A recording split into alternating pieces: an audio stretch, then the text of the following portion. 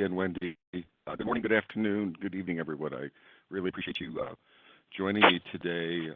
The topic is successful agile transformation patterns. I just picked 10 that I think are core or important for any organization of almost any size. These aren't necessarily dependent on the size of the organization. They do become more relevant with larger enterprises, but I think they're all important. It's not an exhaustive list. It's not in any order. It's just a set of patterns that I think are really important to consider. So we'll just dive in, and we'll start with the first one. The leadership champion. I think, in fact, I'm working with some current clients now that they really need to create someone to take charge. And this isn't taking charge by telling everyone what to do or having it, solely directing the Agile strategy, but it's someone who owns the Agile transformation, someone who's going to be taking risks, someone who has the overarching vision, someone who's going to protect the teams from external interrupts and things like that, someone who's responsible for keeping the transformation on course. Often when I talk to leadership teams and clients who are in an Agile transformation, a lot of leaders are supporting it. And so I'll hear that common mantra that we're behind it and we support it. We're fully engaged in it. But when I'm looking for someone who has it on their goal sheet, who's being measured with the transformation, who is the one voice or the one person, the single point of success, there's no one around to do that. So everyone's behind it, everyone's supporting it, but no one's leading the charge. And I think it's really important for any Agile transformation for someone, and as high in the organization as you can go, I would prefer that it was someone in the C-suite who's really accountable for driving and inspiring and supporting the transformation. So in that champion mindset, it's important that they share this role to recreate themselves. So they're creating momentum. They have a commitment. It's important for them to groom their replacement. I remember years ago, Capital One here in the U.S. is a financial firm, and they've gone through several transformations over the years. And one of the things that caused them to stop a transformation and take another direction and then reinstantiate their Agile transformations was senior leadership. A senior leader would be that leadership champion, but when they would move on, then no one else was providing that championship momentum. No one else was owning and driving it. So I think a real important part of finding that leadership champion is them doing succession planning so that they're grooming their replacement in real time, spending a lot of time focusing on that and making sure that if they did move on, if they did take another position, that it's going to be a sustainable Agile transformation. So that's important. Along the way, I want to encourage people to enter questions in the Q&A box if you have them. We'll try to get to them at the end of the webinar. So we'll try to get to as many as we can. So please, if you questions pop up, please capture them there. I may, if I see something that intrigues me along the way, I may stop and answer a question in real time, but we'll probably punt most of them to the end. So that's that first pattern. I hope you get a sense for some of the patterns and the importance of it.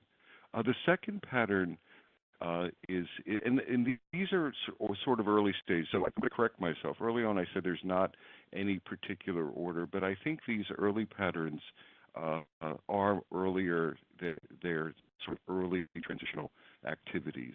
So finding that leadership champion is clearly a first step.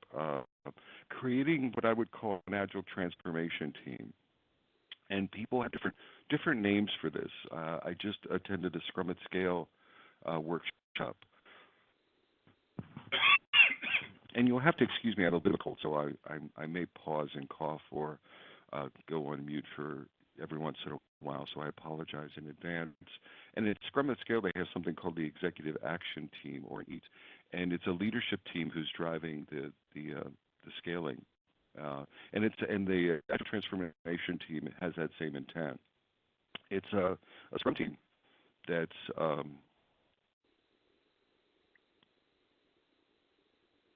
that's leadership centric, and so the champion would be part of this team, and it's composed of change agents. And again, hold on.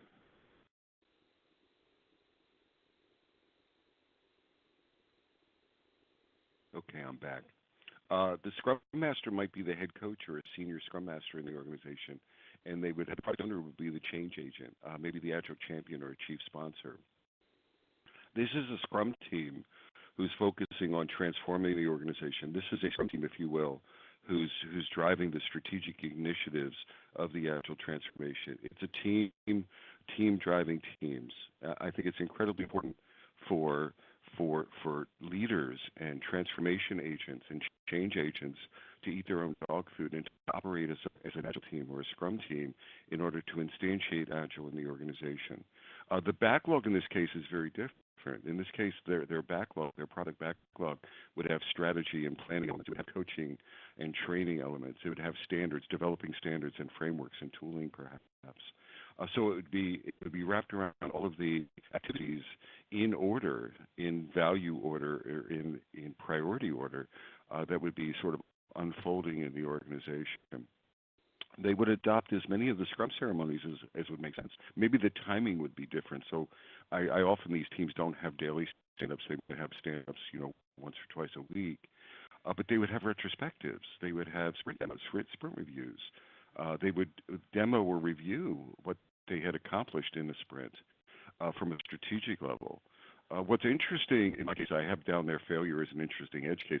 I love it when leadership teams who are driving an Agile transformation, they form a Scrum team, they form a backlog of strategic elements of their initiative in their transformation, and then they start sprinting. And very often, quite often, and I don't want to see this, but it unfolds that they fail their first sprint or two, and they start and their retrospectives are incredibly compelling because they start learning. It's like, oh my gosh, we bit off too much. We bit off more than we could chew. We didn't have enough capacity to drive those initiatives. We have to pull back. And you see that in at the team level in organizations quite often. But now you have a leadership team who's self-directing and they're sort of retrospective and they're figuring out what they can and can't do. And it really gives them an empathy connection. They're leading by example to their teams, but it also increases their empathy from an Agile transformation point of view. They become much more sort of tuned into and empathetic of the challenges associated with quote-unquote going Agile. And I think it makes them much better leaders. So that's a side effect of the Agile transformation team often, if that makes sense to everyone. It's incredibly important. I think these first two are incredibly important early stage patterns that you want to consider. Another early stage pattern, and you could argue that this could even be the first. So before we find a champion, before we create an Agile transformation team, and I'm not stuck on the order, but why are we doing the transformation?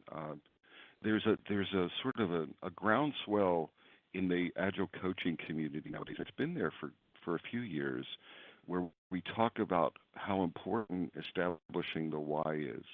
Like, why are we doing this?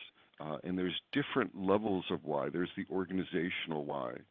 What problems are you trying to solve? What challenges do you have organizationally that you think Agile will fix or Agile will improve? And really having some deep discussion around that. You want to create a compelling why. A compelling why is we're not doing it because the competition is doing it. A compelling why is not we're doing it because we think we'll produce more stuff, we'll go faster. Those are trivial whys. They're not deep, they're not thoughtful, they're not aligned with Agile principles. So you want to spend some time establishing the why, the organizational why. That really then you start sharing that, then you start communicating that across the organization.